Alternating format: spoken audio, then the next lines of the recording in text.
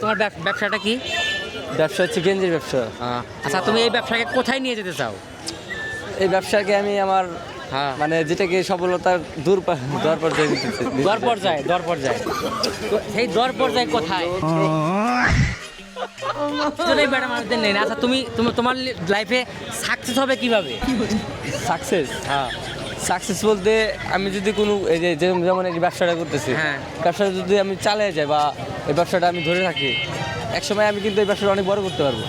একের পর এক এভাবেই তো মানুষ সাকসেস হয় নাকি? আচ্ছা, তুমি কি এটা চাও না যে বড় লোকে একটা মেয়ে আসুক তোমার এই ছোট ব্যবসা দেখে, সে মাইকো থামিয়ে বলুক তোমার এই ব্যবসা করতে হবে না, আজ থেকে তুমি আমার বাবার কোম্পানির এমডি?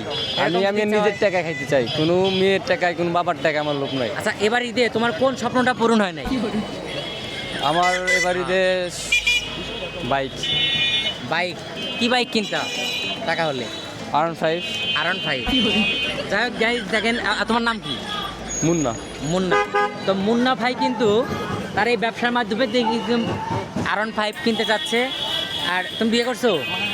হ্যাঁ, কি বলেন ভাই, বিয়ের বয়স হয়েছে? বিয়ে করো নাই? না ভাই।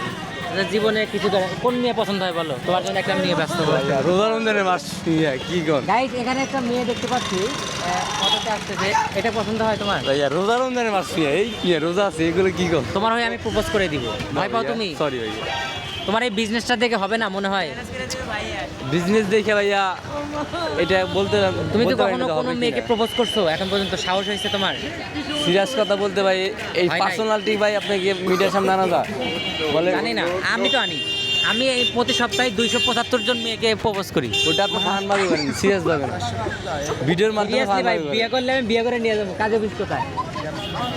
হ্যাঁ না, আমার কাজে অফিস কোথায়? ওই পাশে আছে। ও পাশে জামানি, সমস্যা নাই। তাহলে তোমার জন্য একটা পাত্রীর ব্যবস্থা করি। হ্যাঁ, থাকো। ঠিক আছে, হ্যাঁ, ব্যবসা করো, ঠিক আছে, এগিয়ে যাও। আসসালামু আলাইকুম। আর ছোট ভাই R15 হয়ে যায়। Nice to meet.